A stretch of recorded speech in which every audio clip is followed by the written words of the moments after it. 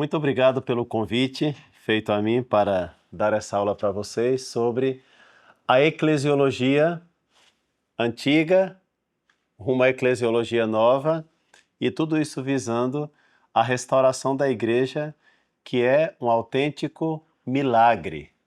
Milagre. Porque se a gente olha as coisas acontecendo, parece que só vão de mal a pior.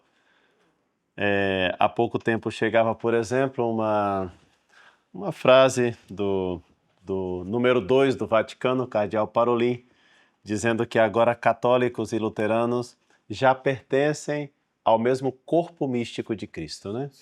Então, quer dizer que já não há distinção e todos cabem agora, como dizia o Papa Francisco, já são todos, né?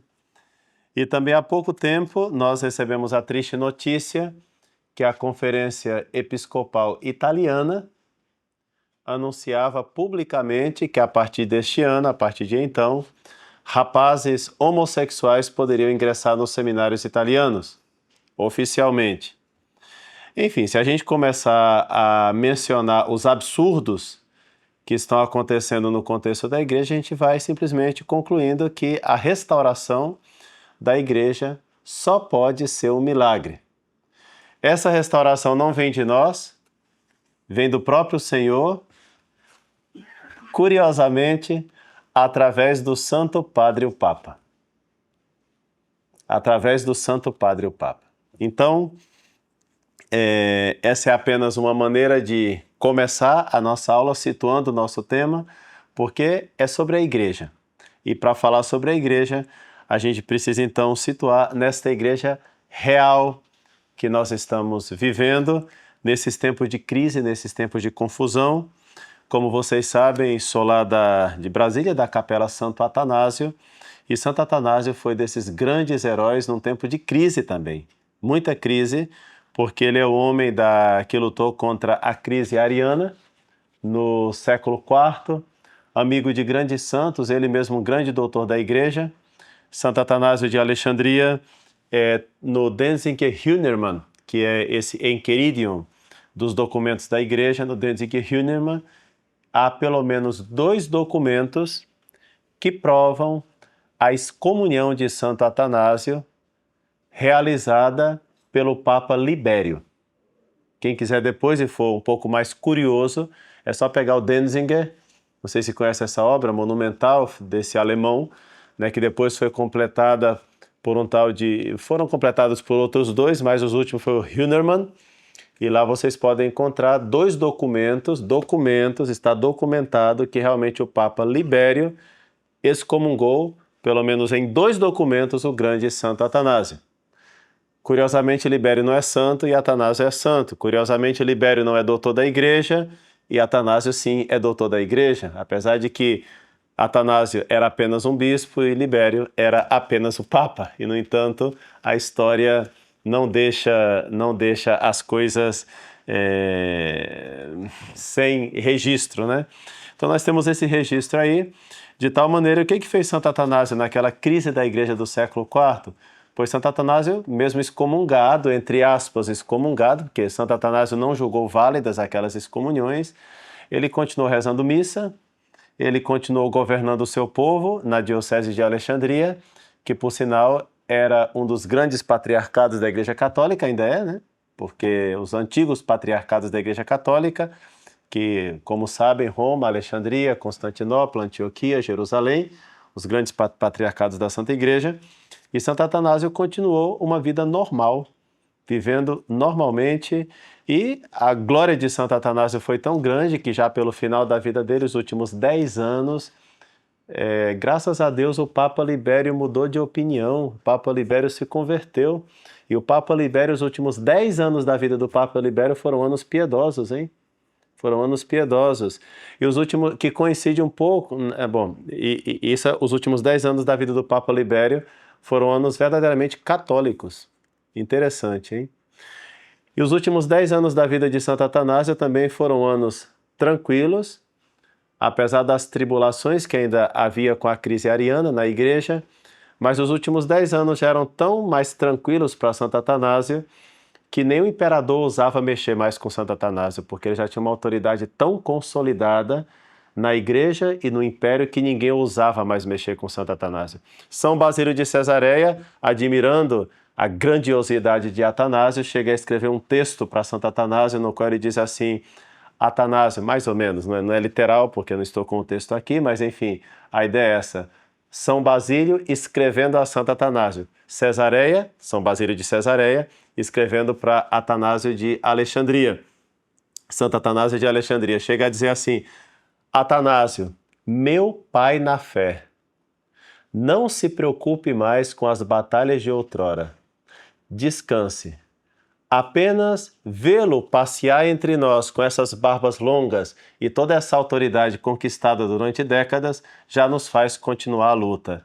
Repouse, Pai, dê-nos o exemplo que nós, seus filhos, vamos continuar a batalhar pela Santa Igreja Católica, né? Santo São Basílio escrevendo a Santo Atanásio, um texto assim magnífico. Por questão de anos, poucos anos, Santo Atanásio não viu o imperador Teodósio proclamar que o Império Romano já era agora um Estado confessional católico, porque o Estado confessional católico realmente oficialmente é o ano 380. Santo Atanásio morre um pouquinho antes. Talvez Deus privou de ver por questão de anos, acho que 3, 4 anos, 4 anos se eu não me engano, exatamente para ele não se sentir orgulhoso, né? Para evitar que todas as glórias sejam percebidas nesta terra. Ele tinha que ver de camarote lá no céu, inclusive o Estado romano se dobrando perante nosso Senhor Jesus Cristo, Rei. Impressionante que as crises passam, é isso que eu quero dizer. Os papas podem se converter, as coisas podem mudar. Portanto, ao mesmo tempo que eu chamo para uma realidade que é essa crise que nós estamos vivendo, ela não é sem precedentes, exatamente sem precedentes, já houve muitos precedentes, só que temos algumas peculiaridades dessa crise. E, ao mesmo tempo, eu penso que a gente tem que ter uma grande esperança, que não é uma esperança humana, é uma esperança profundamente sobrenatural. Fé, esperança, caridade, não podemos perdê-la, temos que manter esse otimismo sobrenatural, apesar dos pesares.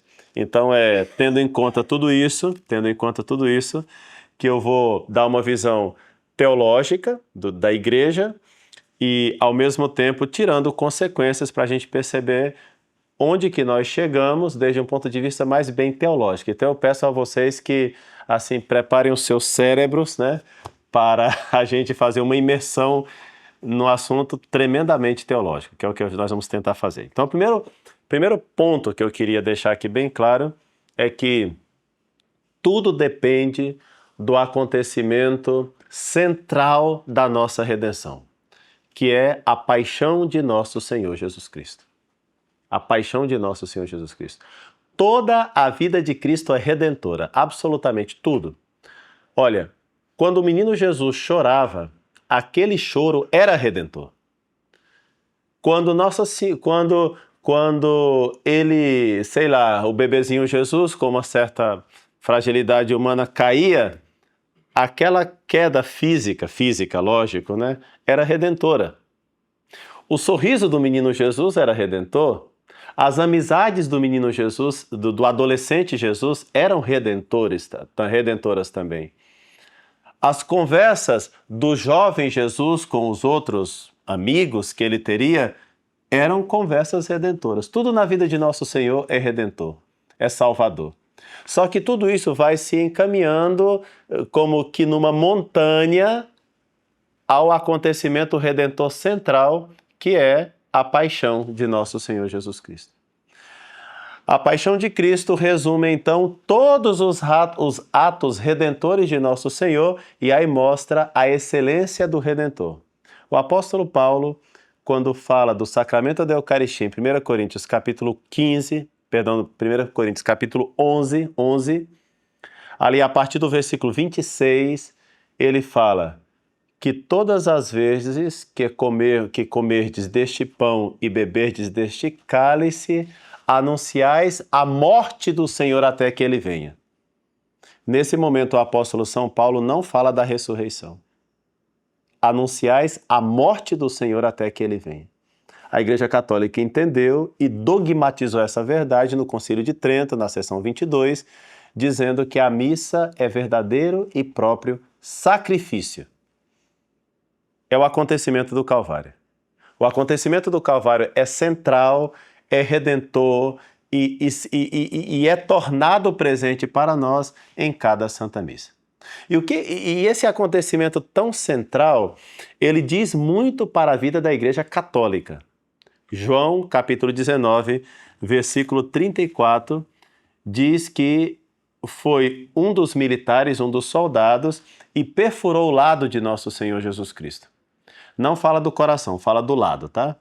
É lado que está escrito lá. Perfurou o lado de nosso Senhor, e do lado de nosso Senhor jorrou sangue e água. A ordem aqui é importante: sangue e água, não água e sangue. Primeiro, o mistério da redenção: sangue. Sangue, o mistério da redenção é sangue, sangue. Como diz a carta aos Hebreus, não existe remissão dos pecados sem derramamento de sangue. Precisa de sangue. O Antigo Testamento, o culto do Antigo Testamento é um culto sangrento. Rios de sangue corriam ali pelo templo de Jerusalém. É preciso sangue, sangue. Portanto, a primeira coisa é o acontecimento redentor, a morte de Cristo na cruz. E num segundo momento, a realidade sacramental que torna presente o sangue, a água, que nos recorda o batismo. Batismo é sacramento, mas batismo é aplicação da paixão de nosso Senhor na nossa vida. Por isso a ordem também é importante. Não pode ser água e sangue. A coisa não pode ser aguado, tem que ser sangrenta. Tem que ser sangrenta. Tem que estar constantemente olhando para a cruz do Redentor.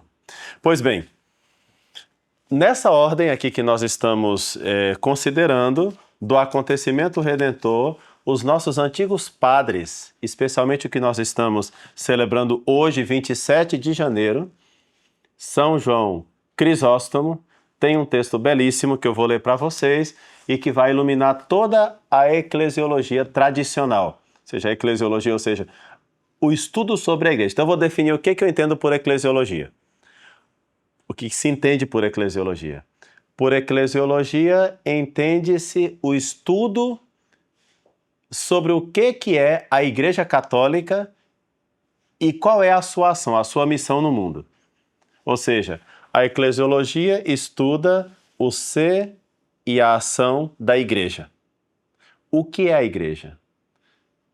Qual é a missão da Igreja? Esse é um tratado próprio da teologia. Santo Tomás de Aquino trata desse assunto na Suma de Teologia, na terceira parte, na questão 8. Muito pouco. Santo Tomás de Aquino não tem exatamente um tratado sobre a igreja muito desenvolvido, mas ali ele dá uns pontos importantes, a partir dos quais depois nós vamos também continuar o desenvolvimento dessa teologia sobre a igreja, esse tratado sobre a igreja. Então, nosso São João Crisóstomo, celebrado hoje, ele disse o seguinte, leia o texto de São João Crisóstomo. Assim como Eva saiu do lado de Adão, também nós saímos do lado de Cristo. Segue São João Crisóstomo.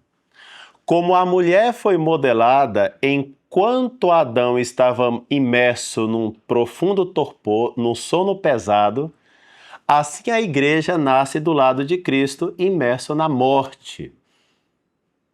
Textos como este dos nossos antigos padres fazem dizer, e toda a tradição é unânime em afirmar, que a Igreja Católica nasce do lado de Jesus, dormido na cruz. Por que dormido? Claro que nós sabemos que ele está morto, mas por que os padres da Igreja falam da dormitio Christi, da dormição de Cristo na cruz? Por uma coisa muito simples. Eles pegam João 19:34, Efésios capítulo 5, que fala de Adão e Eva e do mistério do matrimônio e da esponsalidade também de Cristo para com a igreja, e diz que aquele é um sacramento magnum quando se refere ao matrimônio, mas também vê toda a união esponsal e totalmente espiritual, nada carnal, de Jesus com a sua igreja, e aplicam ao livro do Gênesis. O que acontece? Deus, para fazer uma mulher, cujo nome será Eva, faz com que Adão durma. Do Adão dormido, Deus tira uma costela, portanto sangue. E dessa costela faz uma mulher chamada Eva. Então, os nossos padres necessitam falar do Cristo dormido. Porque Romanos capítulo 5, o apóstolo também tinha dito, afirma também, que Jesus Cristo é o novo Adão, com referência ao antigo Adão. Então, essas relações, esses paralelismos, são muito utilizados pelos nossos padres da igreja, pelos santos padres da igreja, para dizer então, assim como do Adão dormido no jardim, Deus fez uma Eva, pois de maneira semelhante do Cristo, que é o novo Adão, dormido na cruz, Deus fez uma nova Eva, que é a igreja. Assim como para tirar uma costela a coisa significa sangue, e todo o Antigo Testamento vai trabalhar com sacrifícios sangrentos como sacrifícios principais, assim também a igreja ela vai ser fundada como que dilacerando o corpo do Redentor. Então, jorrou sangue e água, os nossos padres imediatamente entendem que aí está a fundação da Igreja Católica. Isso é interessante, hein? Porque às vezes quando é que Jesus fundou a igreja? Então a gente cita Mateus 16, Mateus 18, tu és Pedro e sobre essa pedra edificarei a minha igreja. Isso é uma promessa de edificação. Edificarei. Não está dizendo eu edifico agora. Os nossos padres antigos, sabendo os tempos, né? Dizendo, não, aqui está a promessa, mas quando que a igreja é fundada mesmo? Do lado do Redentor. Do lado do Redentor. E quando ela é promulgada, tornada pública, em Pentecostes, né? Mas a fundação da igreja está. Isso oculta e revela muitos mistérios sobre o que é a Igreja Católica. Então, como podem perceber, é uma... interessante. Por isso que os nossos padres falam também da Dormitio Mariae, a dormição da Virgem Maria. Por quê? Cristo na cruz dorme, na verdade morre, né? E é no Cristo morto que ele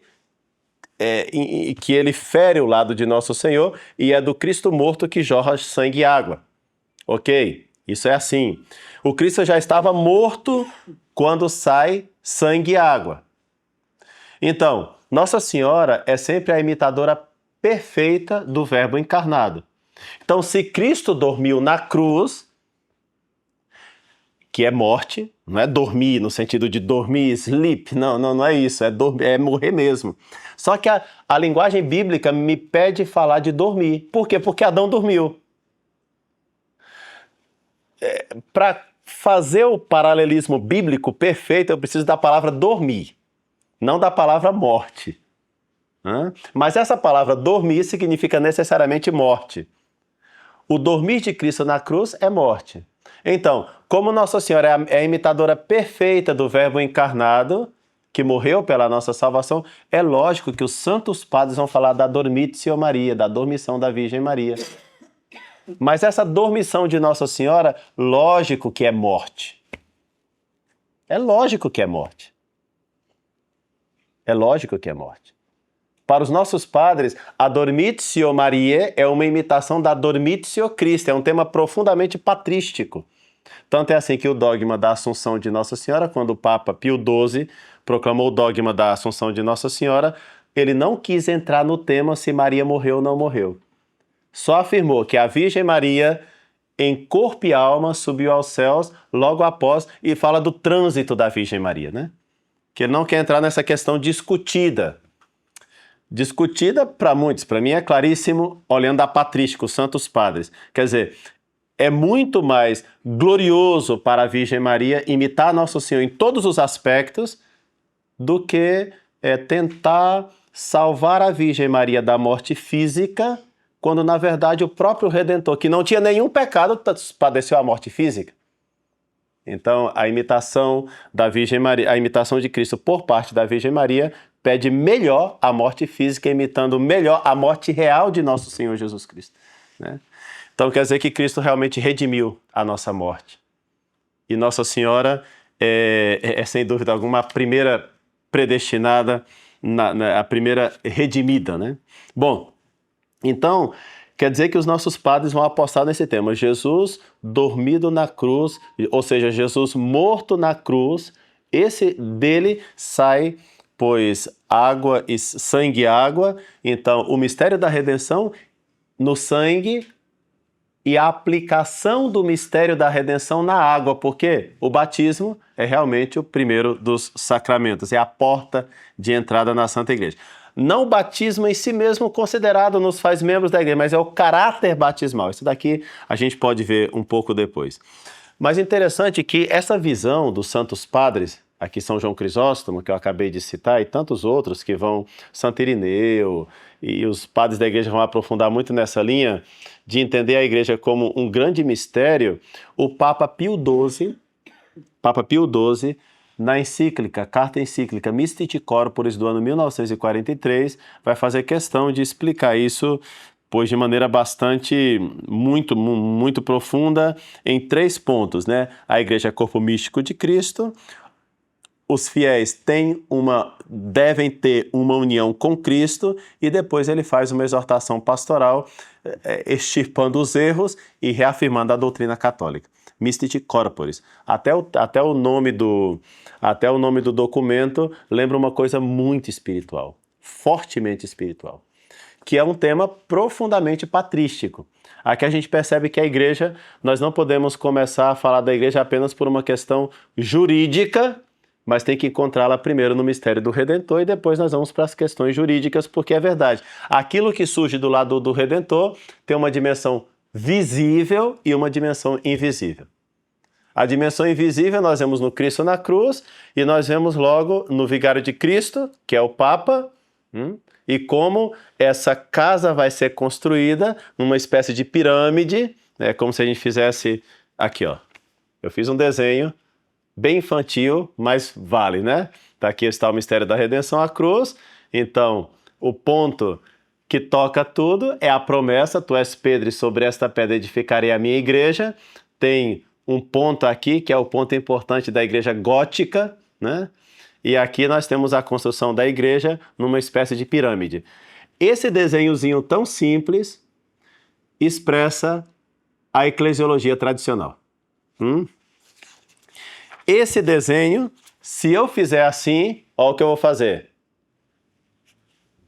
Essa é a eclesiologia moderna, tá? E vou explicar. E se eu juntar os dois, vai sair uma coisa mais ou menos maçônica. Tá, então, eclesiologia tradicional, eclesiologia moderna da Lumen Gentium, do Vaticano II, e se você juntar as duas, você entende o que está por trás desse... Não é um casamento, é uma união ilegítima da qual só podem sair os filhos bastardos. Isso lembra a declaração de 1974 do Dom Marcel Lefebvre, né? Bom, ok. Bom, quando Cristo morre na cruz, nós temos vários acontecimentos que provam também essa realidade magnífica da Santa Igreja. Por exemplo, Marcos capítulo 15, nos versículos... Eu gosto muito de Bíblia, tá? Então é um amor muito grande pela Escritura, então eu gosto de começar as coisas pela Escritura. Depois eu vou tirando consequência. Mas Marcos 15, os versículos 38 a 39 diz assim, Marcos... Já que eu estou em Mateus, vou ler Mateus primeiro. Mateus 27, depois eu vou lá em Marcos. Mateus 27, 51 a 54, diz assim, que logo depois da morte do Senhor na cruz, o véu do templo se rasgou em 2 partes, de cima para baixo, houve um terremoto, as pedras se romperam, os túmulos se abriram, e muitos santos que haviam morrido ressuscitaram e foram vistos caminhando pela cidade,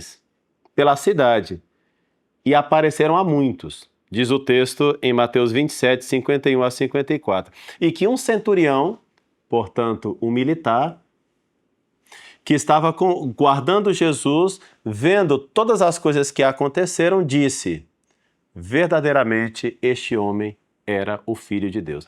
É interessante que tanto em João capítulo 19, versículo 34, é um dos militares que perfura o lado de Nosso Senhor. É interessante que é o centurião que, se eu não me engano, dentro da organização do Império do Exército Romano, ele é uma espécie de capitão de 100 homens, né? Se eu não me engano, é isso. Então, quer dizer, é uma espécie é um militar que também vai fazer a primeira profissão de fé. Depois vamos a Marcos capítulo 15, que também ilumina bastante tudo isso, né? Marcos capítulo 15, versículos 38 a 39, diz assim, 38, e então algo semelhante. O véu do templo se rasgou em duas partes, de cima para baixo, e um centurião que estava lá, um militar, portanto, disse, verdadeiramente este homem era o Filho de Deus. Bom, que a primeira pessoa que faça... Vamos, deixa eu falar aqui. Se os santos padres estão certos, eu acredito que estão, de que a igreja é fundada pelo acontecimento redentor, do lado do Cristo aberto, jorra sangue e água, aqui está a fundação da Igreja Católica. Se os santos padres estão certos, e eu acredito que estão, a primeira pessoa que faz uma profissão de fé após a fundação da igreja, pelo que consta na Escritura, é um militar. Acaso isso não fala um pouco de como deve ser a igreja aqui na Terra? Ora, a igreja existe em 3 estados, né? Um estado glorioso, que é o perfeito, perfeito, perfeito. Um estado de purificação, que é o purgatório, os irmãos que estão no purgatório. E um estado que é o nosso agora, que agora, em lugar de chamar-nos igreja militante, querem chamar-nos igreja peregrina, né? Agora nós somos a igreja peregrina, dizem eles, né? Que caminha. A igreja peregrina caminha, como se fosse o povo de Israel, que caminha. A igreja peregrina, né? Caminha, caminha, caminha. Para onde? Caminha, né? Caminha. Ela continua caminhando, né? Mas é interessante que a primeira pessoa que faz uma profissão pública de fé após a fundação da igreja seja um militar. E interessante que a tradição católica sempre disse que os que estamos aqui, que ainda não estamos nem no céu nem no purgatório, somos chamados de igreja militante, que combate, né?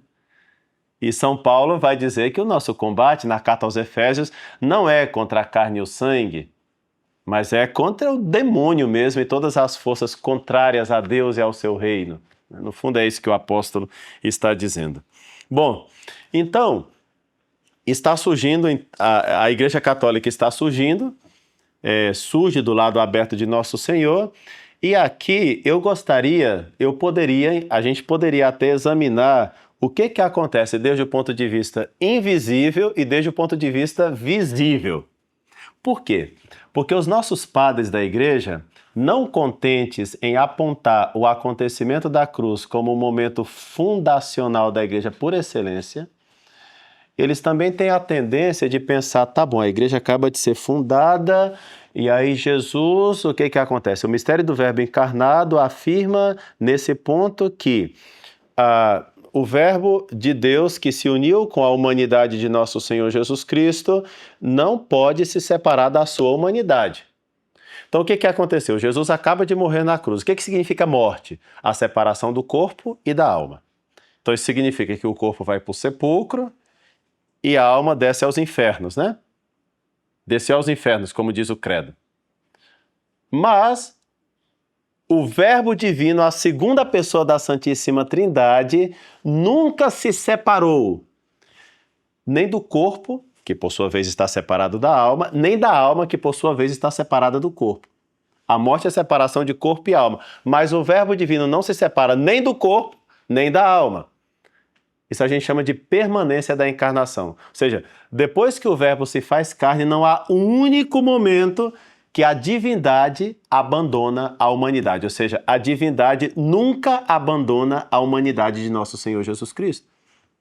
Então tá bom, quer dizer que a divindade, a segunda pessoa da Santíssima Trindade está sustentando o corpo no sepulcro. Por isso o Salmo 15 diz profeticamente: e não deixarás o teu servo conhecer a corrupção. A igreja proclama que o corpo de Cristo, enquanto esteve no sepulcro, não sofreu nenhuma corrupção. Por quê? Porque estava sendo mantido pelo Verbo pelo Verbo. Então, o Verbo divino, a segunda pessoa da Santíssima Trindade, também estava mantendo a alma do Senhor na região nos infernos. Desceu aos infernos, como diz a fé. Aí os padres começam: e o que ele foi fazer na região dos mortos, nos infernos, enfim? Então os santos padres começam a pensar e pensam da seguinte maneira: que todos os justos do Antigo Testamento, eles precisam, claro, não existe outro Redentor a não ser nosso Senhor Jesus Cristo. E os padres, quando eles escutam expressões como Jesus morreu et tradidit spiritum, entregou o Espírito, santos padres entendem que não é simplesmente entregar o Espírito no sentido de morreu.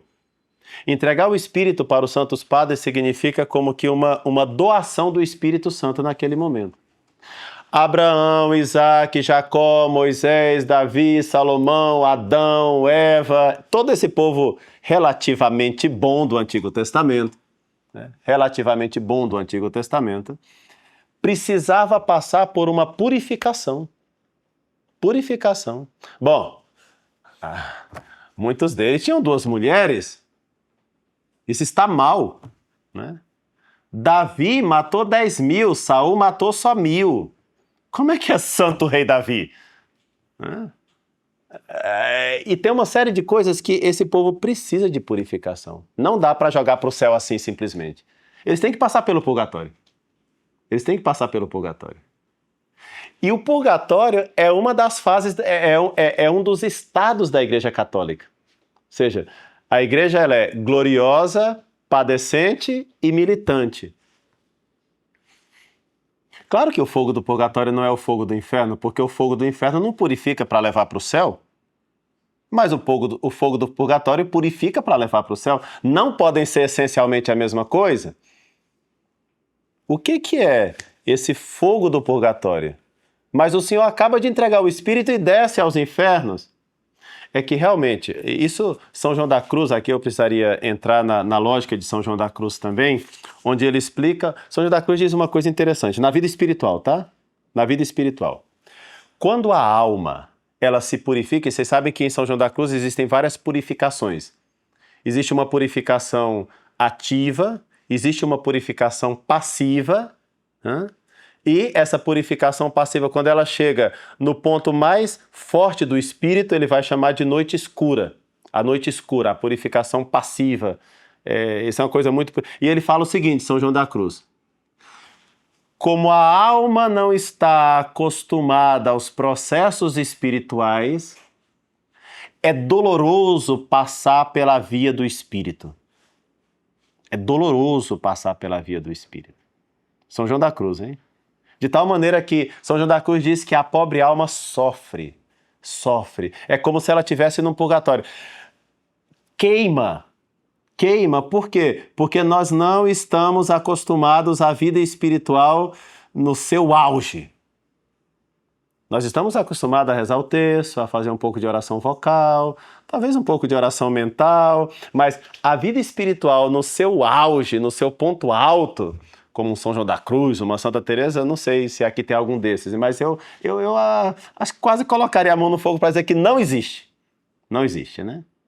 Então, dói. Por quê? Porque nós não estamos acostumados à vida do Espírito de maneira profunda, de maneira alta. Então isso daqui, São João da Cruz diz que queima, dói.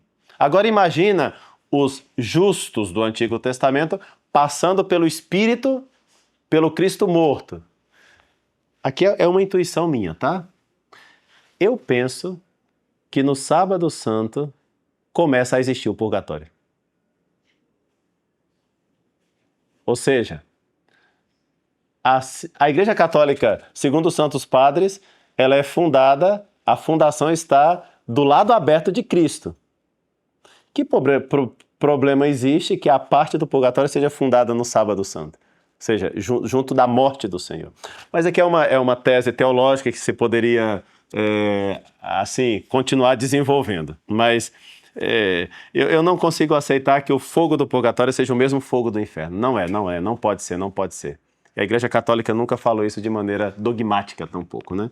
Então, quero dizer que aqui realmente levar a sério, que se a gente levar a sério essa questão de que a igreja surge do lado aberto de Cristo na cruz, nós temos uma igreja que ela é essencialmente para a salvação, para a glória de Deus e para a salvação das almas. O acontecimento da cruz é para dar máxima glória ao Pai e para salvar-nos.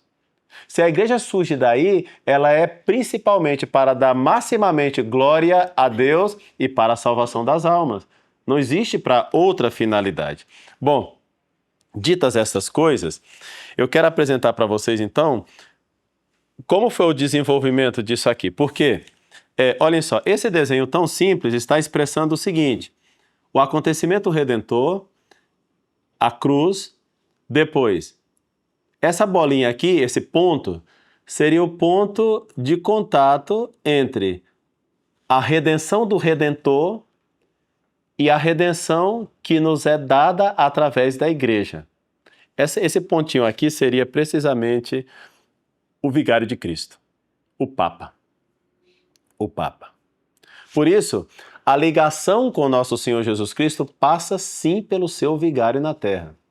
Vigário de Cristo e sucessor do apóstolo Pedro. A função de Pedro, ela não é algo assim acidental. É algo essencial na fundação da igreja.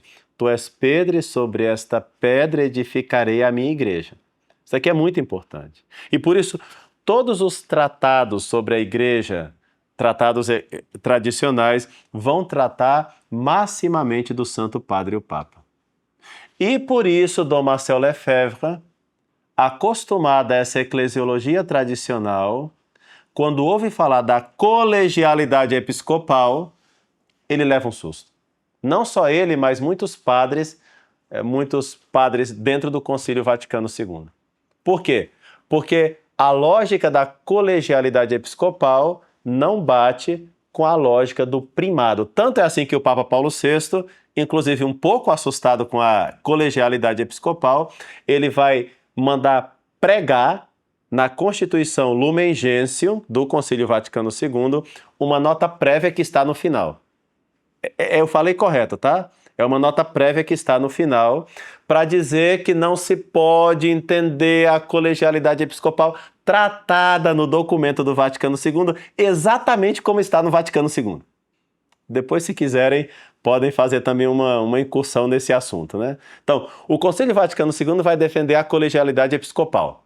Ou seja, os bispos junto com o Papa formam um colégio e eles governam a igreja. Logicamente, como cabeça desse colégio está o Papa. Mas esse não é o pensamento tradicional. E aí o Papa Paulo VI, para tentar evitar confusões, ele faz uma nota prévia no final para dizer que não se deve entender exatamente como o concílio escreveu. E essa nota, ela tem que ser pregada nos documentos do concílio. Tá vendo? O mesmo Papa, ele acaba intuindo que tem alguma coisa errada com a colegialidade episcopal. O mesmo Paulo VI entendeu isso. Até certo ponto. Porque que sentido faria escrever um documento onde a colegialidade episcopal está claríssima e depois o Papa vem e coloca uma nota prévia dizendo que não é exatamente assim? Quer dizer, são duas coisas que não batem. Paulo VI entendeu que a noção de colegialidade episcopal no Vaticano II tinha problema. É um dessas doutrinas empeçonhadas, como diz Dom Marcel Lefebvre na Declaração de 1974. Está empeçonhado. E o Papa tem que, de alguma maneira, corrigir. De alguma maneira. Mas é interessante que o erro e a correção estão no mesmo documento. Você entende o que é uma mentalidade liberal? A mentalidade liberal é esta, que consegue afirmar isso e seu contrário. Que consegue mandar e não mandar. Isso é uma mentalidade liberal, né? Por isso, infelizmente, nós temos que dizer que os papas, João XXIII, Paulo VI e os que seguiram, têm precisamente essa mentalidade liberal. E, aproveitando o evangelho da missa do domingo passado, terceiro depois da Epifania, que é o evangelho dos leprosos, né?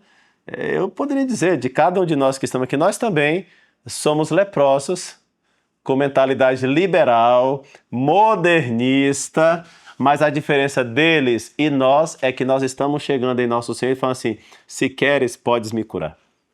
Essa é a diferença, hein? Mas se a gente examinar bem a nossa consciência, nós também temos uma mentalidade liberal em vários aspectos.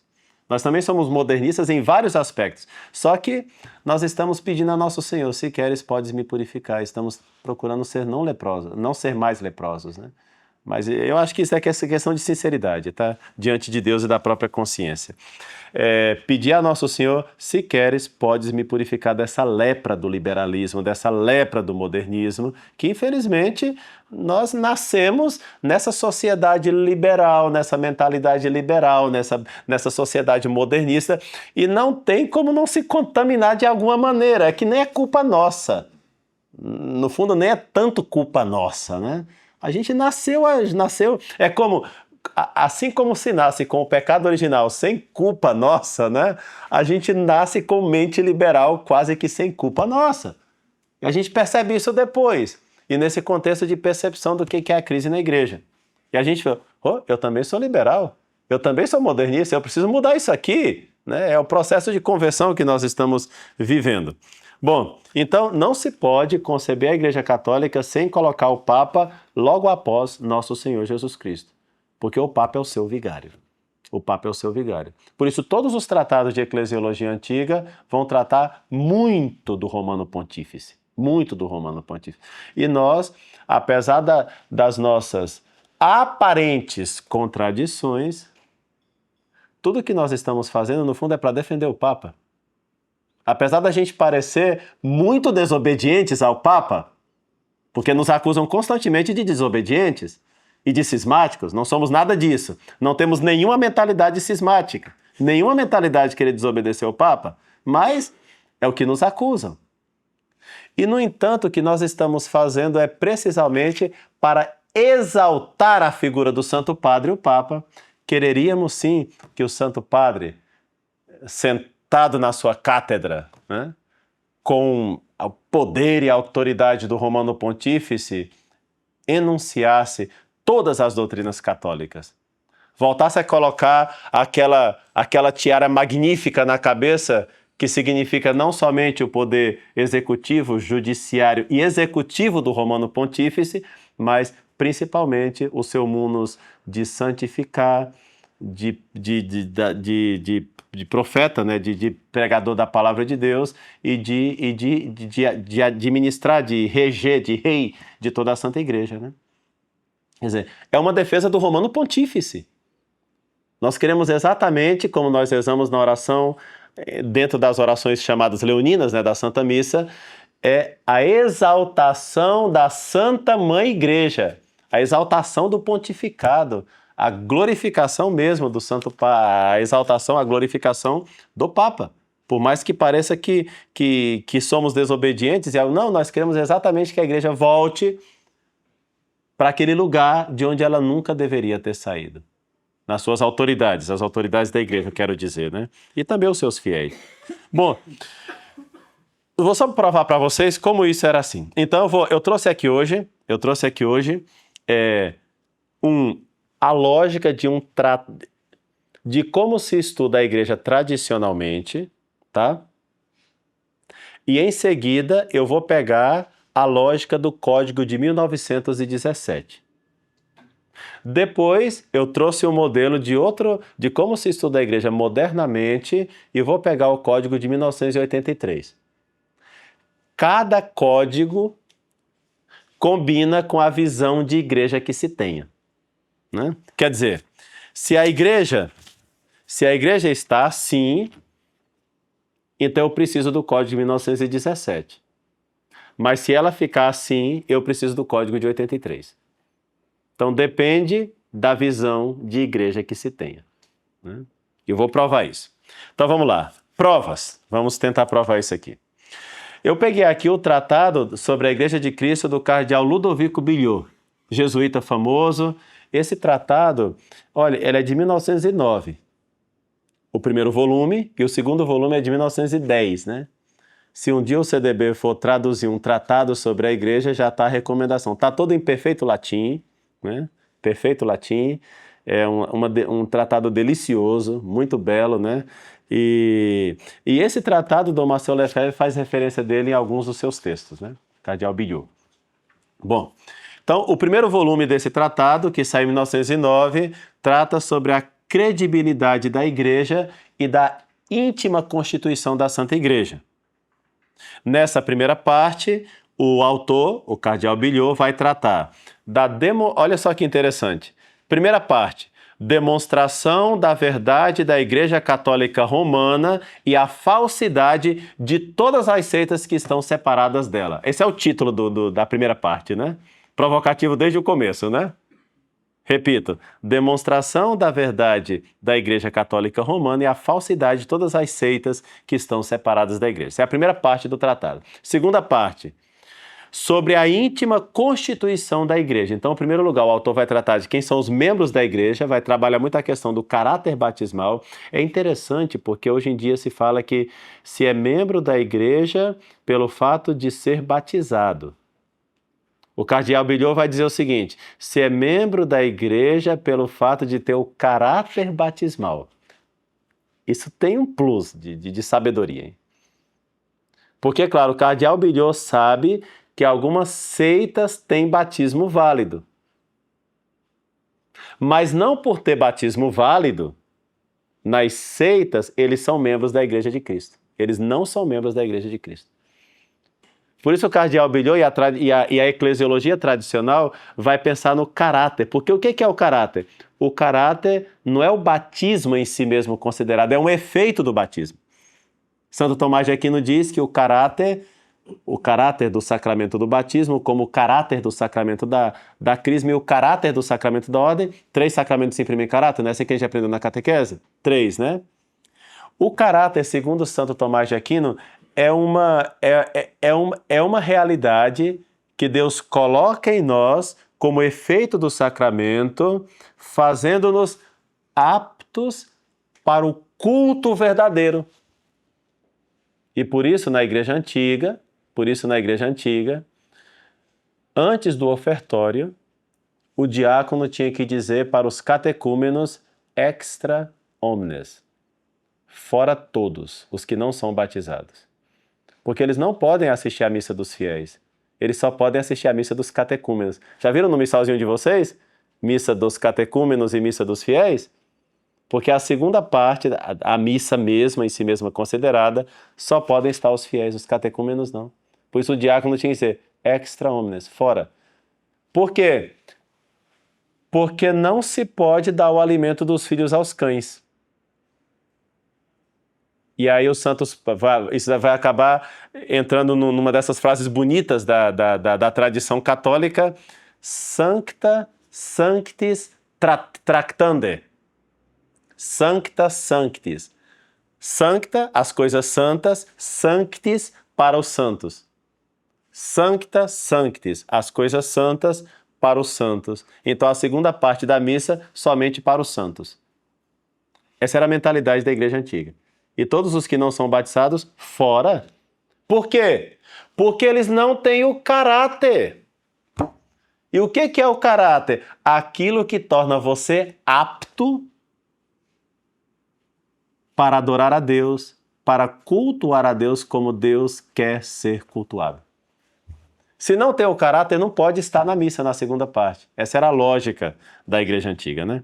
Então é interessante que o cardeal Billiot vai insistir nisso. Não é o fato de ser batizado que te faz membro da igreja. É a questão do caráter, mas o caráter é um efeito. E como vocês sabem,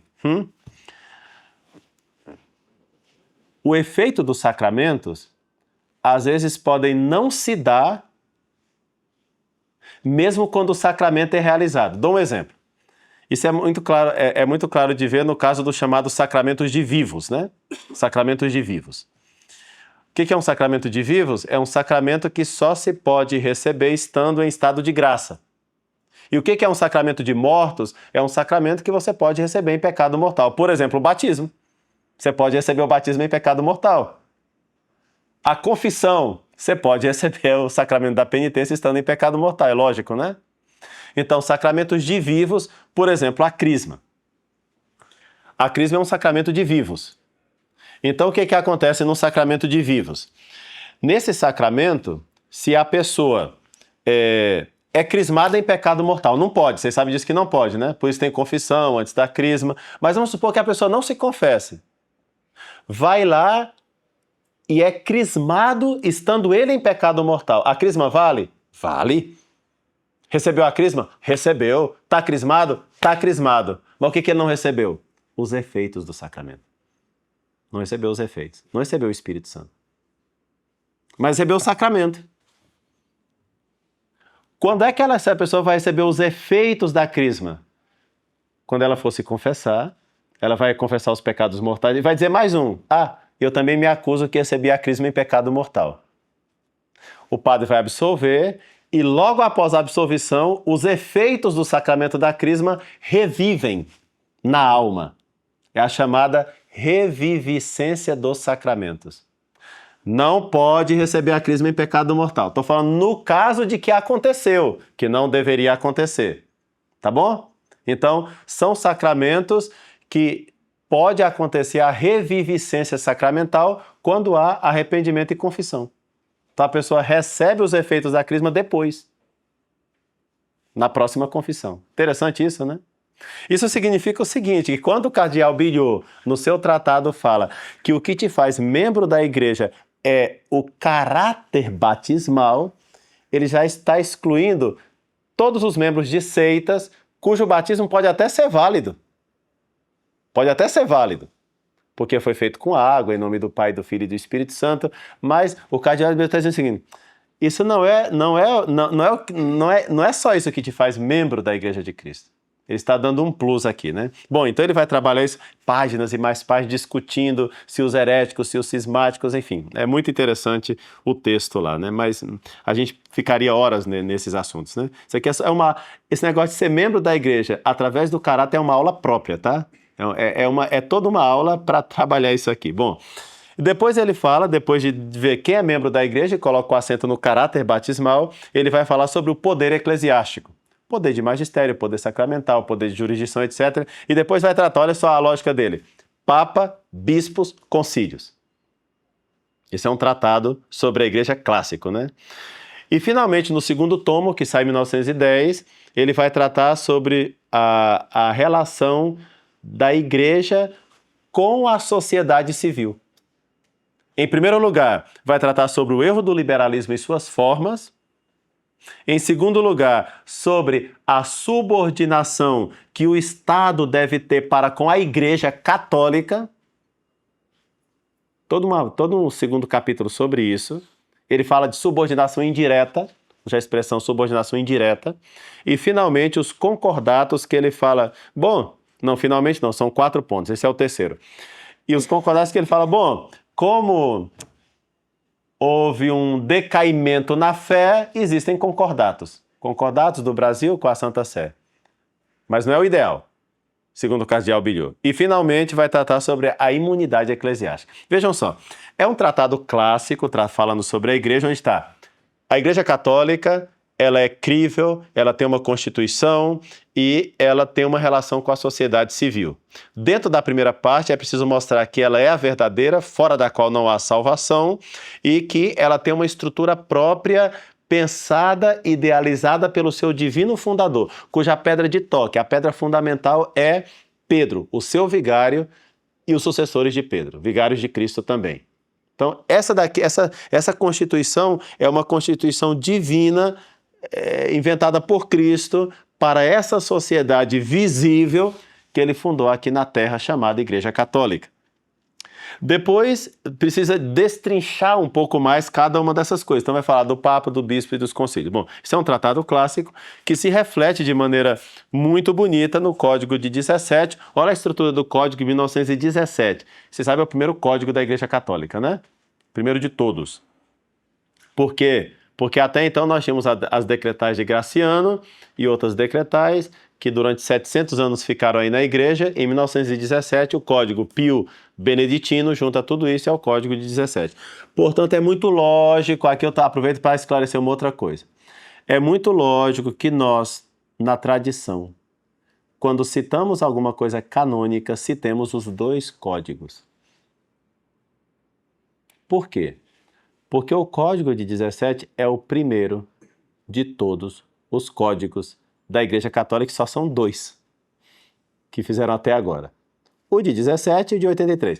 Se publicar o de 1900 e o de 2020, o de 2035, esse código vai ter que fazer referência ao código de 17 também. Se publicar o código de 2885, ele vai ter que fazer referência ao de 17. Como eu nunca posso perder a referência aos padres da igreja. Nunca posso perder referência aos documentos clássicos da Santa Mãe Igreja. Além do mais, esse que é o primeiro de todos, o de 17. Então, como funciona o Código de 17? Normas gerais. Depois, livro 2 vai falar das pessoas. Quem são as pessoas? Clérigos, religiosos e leigos, nesta ordem, tá? Clérigos, religiosos e leigos. Quem são os clérigos? Papa, bispos e padres, né? Enfim, as ordens. Depois, livro 3, das coisas. Quais são as coisas? Sacramentos, lugares, culto, magistério, benefícios e bens temporais.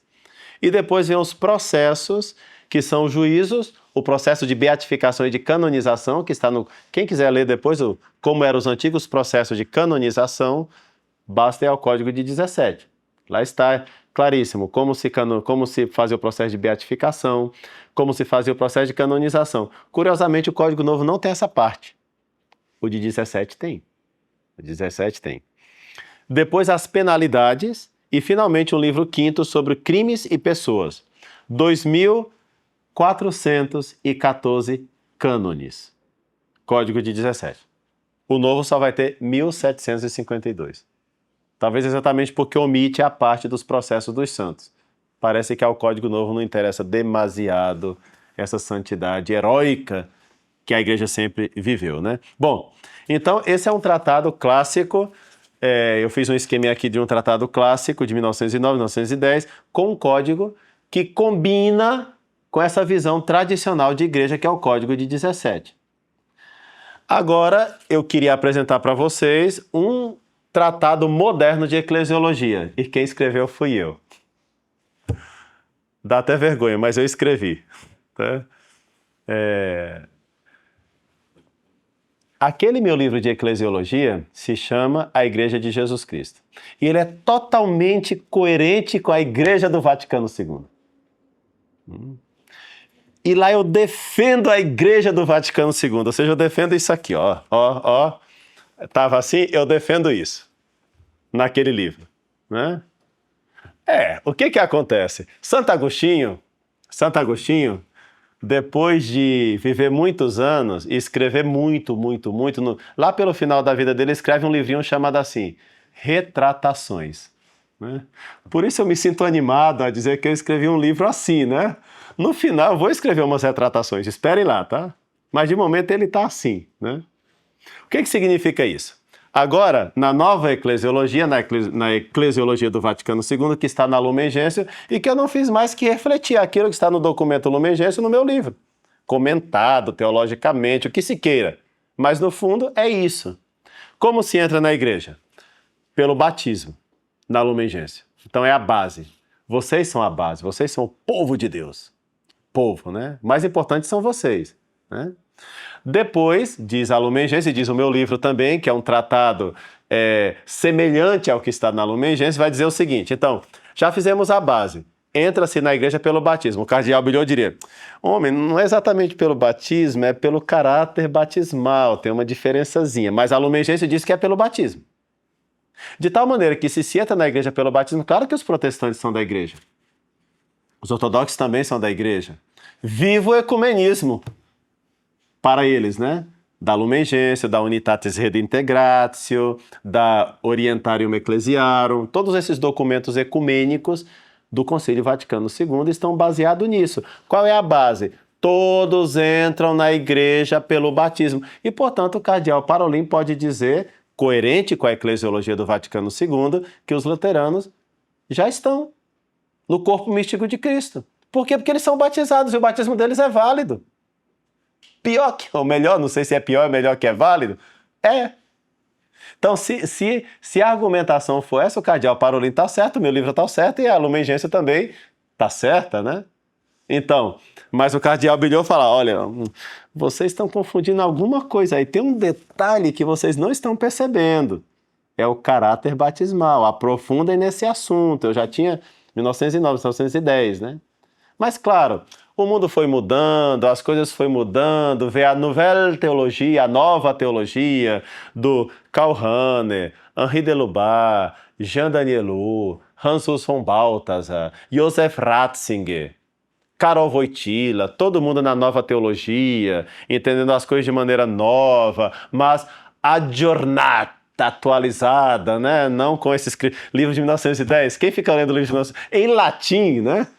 Lê livro enferrujado, né? Olha a Bíblia que esse padre está usando, a Vulgata de São Jerônimo, em latim. Isso é antiquado, né? Eles precisavam da nouvelle teologia, não de nova teologia em latim, não, em francês, fica até melhor. Nouvelle teologia, né? Fica até melhor dizer em francês para ficar mais aggiornata, mais atualizada. Precisamos dar um Ctrl F5, é isso que se faz no computador? A igreja fez isso, né? É F5? Acho que é F5, né? Um F5 lá, uma atualização, né? Então, o que saiu? Pois saiu isso, né? Que agora, então, nós temos a base, que são vocês, o povo de Deus, tá? E no povo de Deus, por que não vão caber os luteranos? Por que da colegialidade episcopal nós não vamos passar para sinodalidade? E para que um sínodo de bispos só com bispos? Tem que ter leigos, tem que ter leigas. E por que os dicastérios romanos vão ter só cardeais liderando? Não, tem que ter as mulheres lá também, tem que ter uma freira governando uma congregação romana. Claro, somos todos o povo de Deus, todos recebemos o batismo, todos temos a mesma dignidade, todos somos o povo que peregrina, né? Povo que peregrina. Então estamos peregrinando todos juntos, né? Tutti insieme, né? Tutti insieme, todos juntos. Isso é a sinodalidade. Isso é a sinodalidade. É coerente com o Vaticano II. Por isso, o Papa Francisco é o Papa dos Papas, desde João 23, 1958, né? Até agora, Francisco é o Papa mais coerente com o Concílio Vaticano II. É o Papa que conseguiu tirar todas as conclusões. Os outros ficavam brecando o concílio. Francisco não. O concílio disse isso, então é isso, né? É sinodalidade mesmo, né? É o leigo que tem que ter poder na igreja mesmo, né? E os alemães, entendendo isso, falam, bom, e por que então não colocar uma mulher como diaconisa? Esse é o primeiro passo, tá? Aí já que conseguimos como diaconisa, por que não como sacerdotisa? É o segundo passo. E aí os anglicanos já se adiantaram, colocaram uma papisa lá, né? Por que não uma bispisa? Não, é episcopisa, né? Por que não uma papisa Joana? Finalmente a lenda da papisa Joana deixará de ser lenda, né? Porque se continuar assim, por que não? Somos todos o povo de Deus, olha aqui a base, né? Agora, diz o Vaticano II, e o meu livro também, tá? Foi um livro coerente com o Vaticano II. Então a segunda parte é a seguinte: a base está aqui. Dentre aqueles que são batizados, Nosso Senhor escolhe alguns. Para quê? Para presidir o povo de Deus na caridade, né? Presidir o povo de... Aí, claro, nas celebrações litúrgicas, vamos ficar de pé para receber o presidente da nossa celebração, né? Presidente, né? Presidente, isso aqui é uma república, né? Bom, então, o presidente da nossa celebração, porque dentre alguns... Dentro do povo de Deus, alguns são escolhidos para o sacerdócio. Um sacerdócio que às vezes parece mais uma presidência, né? Uma presidência de um banquete, né? De uma mesa. Claro que não posso mais colocar o altar virado para o Oriente como uma expressão demasiado sacerdotal, porque isso separa o padre do povo. Separa o padre do povo. O padre tem que estar com o povo, né? Ele tem que caminhar junto. O tempo todo ele tem que caminhar junto. Então, aí a gente vai chegando na hierarquia. Numa visão ainda responsável de Vaticano II, tá? E dentro dessa hierarquia, alguns vão ser bispos. Finalmente nós vamos encontrar o Papa, em último lugar aqui, pobrezinho, que realmente vai ser o servo dos servos de Deus, levando às últimas consequências a frase de São Gregório Magno, mas em outro sentido, né? Em outro sentido. E finalmente a gente dá um localzinho para a cruz aqui no final, né? Que vocês sabem, nas celebrações eucarísticas, não pode colocar a cruz em cima do altar, porque tampa os dons. Né? Na missa nova, eles têm um pavor de cruz em cima do altar. Tem que colocar do lado, numa espécie de pedestal, né? Coloca a cruz do lado e ao lado da mesa do altar colocam 2 velas fora do altar. Já viram essa arquitetura, né? Então, tem o altar, que é uma mesa livre de tudo, só tem um guardanapo, quer dizer, uma toalha de mesa, né? Que exatamente está nas extremidades. É uma mesa forrada com uma toalha, não pode ser 3, tá? O bispo briga se colocar 3. Então, é uma. É uma toalha, você forra, não pode colocar nada em cima da mesa, porque aqui vai vir o pão e o vinho, não a hóstia e o cálice da salvação, o pão e o vinho. Então, do lado tem que colocar as 2 velas, no sobre-altar não. E do lado, uma cruz. Se convier, que algumas nem tem cruz mais, né? Então, por isso, por último está a cruz do Redentor. Então, essa maneira de celebrar também é coerente com o Vaticano II. Também é coerente. Então eu estou tentando mostrar aqui como é a nova eclesiologia que necessita, então, de uma maneira nova de conceber a igreja, de celebrar, de viver os sacramentos, e também isso fica bem claro no Código de 1983. Olha a nova estrutura. Livro 1, Normas Gerais. Até aqui coincidiu com o Código de 17, Normas Gerais. Livro 2, o que era? Clérigos, religiosos e leigos, o Código de 17. Código de 83, o povo de Deus. E em primeiro lugar, os fiéis. E em segundo lugar, os clérigos. Perceberam a inversão? Porque inverteram a pirâmide. Mas olha, esse negócio de inverter a pirâmide, quem disse não foi eu, foi o Papa Francisco, tá? Tem textos do Papa onde ele fala da inversão da pirâmide. Porque a pirâmide colocada desse jeito, ela é a eclesiologia clássica. O Papa falou que era importante inverter a pirâmide. Isso aqui são coisas que se encontram. Então, livro 2, primeiro os fiéis, depois a hierarquia. Então, primeiro a base e depois os padres. Né? Agora, na Alemanha, por exemplo, eu já fiquei sabendo que na Igreja Sinodal Alemã, um padre, quando ele vai fazer o sermão do domingo, ou homilia, como se chame, né? Ele tem que passar o texto para vocês, para o Conselho dos Leigos, o texto escrito, né? Aí vocês vão ler a homilia. É um conselho de umas 10, 15 pessoas. Vocês vão aprovar o texto do padre, aí ele vai poder dizer o texto no domingo, né? Por quê? Porque é o povo de Deus que caminha junto. A homilia também tem que ser sinodal. O padre não pode chegar lá e ensinar como se fosse aqui sei lá, né, alguém que impõe suas doutrinas. Não, ele tem que ser sinodal também na homilia. E na Alemanha já acontece isso, né? Então, depois, livro 3, Mundos de Ensinar. Qual era o livro 3 do Código Antigo? Sacramentos, lugares sagrados, tempos sagrados, culto divino, magistério eclesiástico. Era esse que era o livro 3. Aqui não, Mundos de Ensinar. Depois o livro 4, Mundos de Santificar. Depois o livro 5, Bens Temporais. Depois o 6º, As Sanções. E o 7º, Os Processos. 1752 cânones. Então, realmente, há uma concepção nova de igreja, nova maneira de celebrar, nova maneira de governar também. Quis mostrar isso para vocês, que se a gente pega a igreja dessa maneira, eu poderia ter feito um desenho mais bonito para apresentar para vocês, desculpem, né? Mas isso é uma eclesiologia clássica, assim se entende a igreja e assim está refletida no Código de 17. Se eu inverter a pirâmide, eu vou ter isso e assim está refletido no Código de 83. Né? Porque assim, o Tratado da Igreja, falar sobre a Igreja Católica, acabou tendo conexão imediata com o poder da própria Igreja, porque toca no tema da jurisdição, no tema da jurisdição. Então, é via de restauração. O que é essa via de restauração? Pois, olha, eu tenho citado muito Atos dos Apóstolos, capítulo 12. Com isso eu vou terminando essa parte da aula, né? Eu tenho citado muito Atos dos Apóstolos, capítulo 12, porque é aquela narrativa, é aquela história, não narrativa, história mesmo, onde o apóstolo Pedro está preso e Deus envia um anjo, né? Acontecimento totalmente milagroso. Pedro já ia ser martirizado ali mesmo, né, sem dúvida alguma, está preso, acorrentado, e ia ser martirizado, como São Tiago já tinha sido martirizado, né? São Tiago já tinha sido martirizado, o próximo era ele. Praticamente não tinha esperança humana, e realmente não tinha esperança humana, não tinha.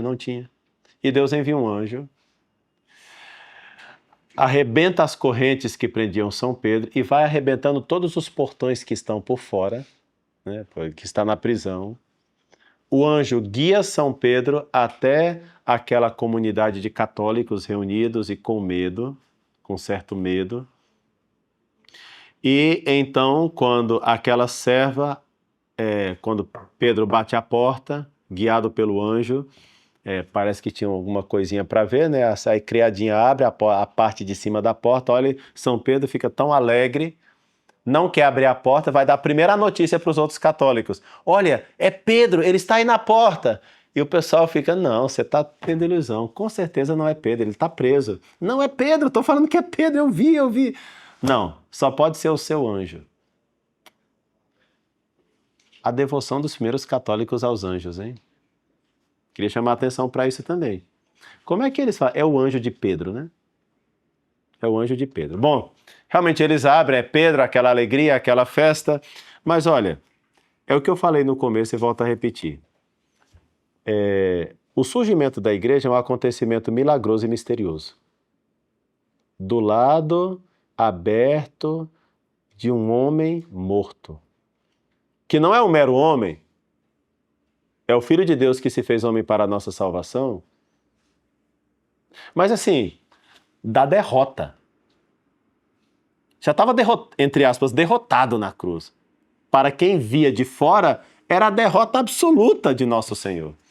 Pois bem, nessa derrota, parecia a derrota absoluta de nosso Senhor, nessa derrota, de repente, e misteriosamente, e visível e invisivelmente, surge a igreja. Né? Surge a igreja. Parece que a Igreja Católica sempre levou essa marca de um certo ocultamento, aparecimento. Né? Porque a fé tem algo disso, não é?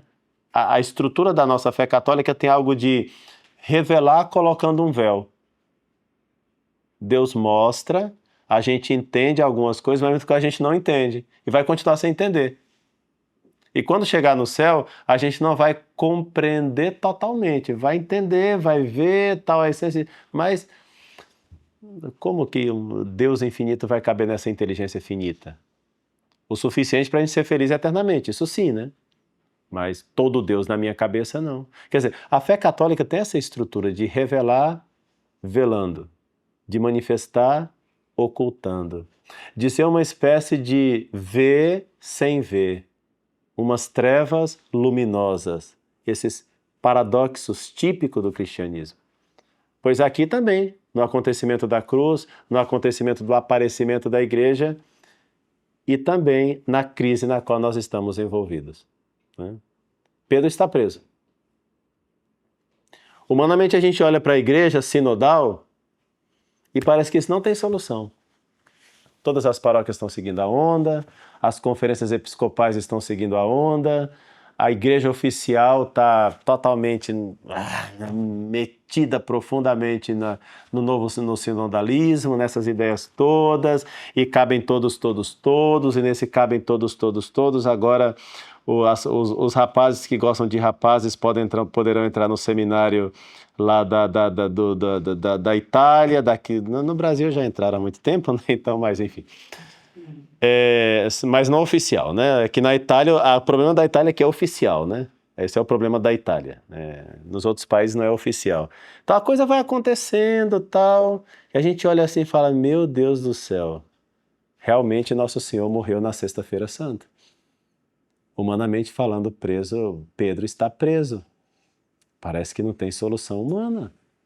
E realmente não tem solução humana. Por isso, realmente, Deus tem que enviar um anjo. Tem que ter um milagre. Enquanto não tem um milagre, o que a gente tem que fazer? O que a gente está fazendo, né? Rezar, fazer penitência, cuidar das nossas paróquias tradicionais, oferecer ao Eterno Pai o sacrifício do seu filho. Qual o sacrifício de Abel, não como o sacrifício de Caim, né? A missa nova oferece o pão e o vinho.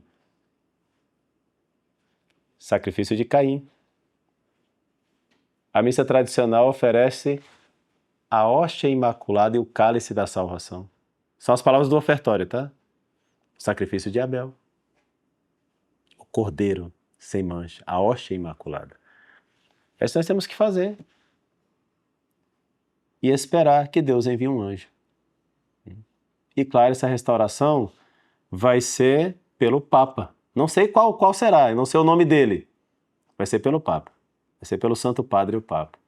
Qual Papa vai ser libertado na prisão? A qual Papa Deus vai enviar um anjo? Isso nós não podemos saber, né? Não sei que tem aqui uma Catarina Emmerich, uma Valtorta, sei lá, um Pio de Pietrelcina, né? Sei lá, algum desses conseguem ver assim, coisas assim, que Deus mostra coisas de futuro, né? Creio que não há, então nós não sabemos a qual Papa Deus vai mandar um anjo. Quando ele vai sair da cadeia. Mas está claro, né? Pedro só pode confirmar os irmãos na fé após sua conversão. Lucas 22, 32. Pedro, e quando te converteres, Pedro, confirma os irmãos na fé. Interessante, né? Quando te converteres. Então temos que rezar muito.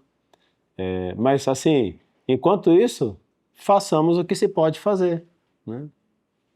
Paróquias católicas, essas capelas tradicionais, que são as paróquias católicas, essas escolas católicas.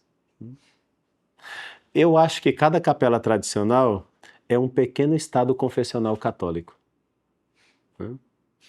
Cada capela tradicional é um pequeno estado confessional católico. É a visibilidade da Santa Igreja ali presente. E por isso a gente logo tem uma necessidade de fazer um colégio também, né?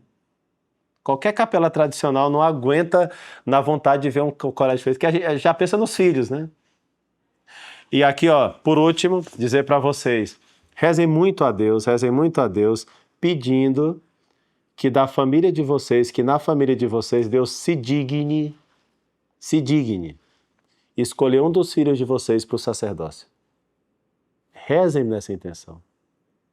Ó, pessoal, é uma honra enorme que Deus olhe para a sua família, para os seus filhos, para onde se fala assim, ó, esse daqui eu quero para mim. É uma honra. Famílias aqui presentes, famílias que nos assistem, rezem para que isso aconteça, né? Porque assim, infelizmente, não vejo ainda muitos rapazes da tradição ingressando nos seminários. Esses meninos só querem casar. Coisa feia. Estar com Cristo na cruz e oferecer o santo sacrifício e cuidar das almas. Queremos padre. Falta padre aqui e acolá. Não tem missa tradicional aqui e acolá. Aí! Cadê as vocações? Hein? Só querem casar. Isso todo mundo faz, né? Peçam a Deus Nosso Senhor que se digne olhar para a sua família e escolher um dos seus filhos. Não para os seminários modernistas. Seminário tradicional. Né? Seminário tradicional. Padres que estejam dispostos a oferecer o santo sacrifício da missa, a divina vítima. E que estejam dispostos a serem queimados, massacrados, matados com Cristo na cruz. Isso é o sacerdócio. Que segue a lógica da missa. a oblação no ofertório, a imolação na consagração e a consumação da vítima na comunhão. Né? Tem que passar pelos 3 estágios, hein? Oblação, que é oferecimento, imolação, que é a destruição da vítima, a morte da vítima, e a consumação, que é comer a vítima. É assim que se oferece o sacrifício da missa. É assim que tem que ser o padre. Oferecido, matado e consumido. Assim foi São João Maria Vianney, né? Assim é um padre tradicional, que não tem outra mira, outra glória a não ser Deus e as almas, né? A restauração da igreja vem por aí, vem pelo sacerdócio e de maneira muito especial vem pelo Papa e de maneira muito especial pelo sacerdócio, que o Papa tem de maneira magnífica, né? Mas que todo sacerdote é Cristo. E como Cristo tem que passar por essas fases também. Então peçam ao bom Deus que se digne de olhar para a família de vocês e se sintam honrados. Se sintam honrados se Deus se dignar olhar para a família de vocês dessa maneira tão carinhosa, né? Tão carinhosa. E colocar ali um sacerdote, outro Cristo, o mesmo Cristo, para a sua glória e para a salvação das almas. Eu terminei, vocês podem fazer perguntas se quiserem.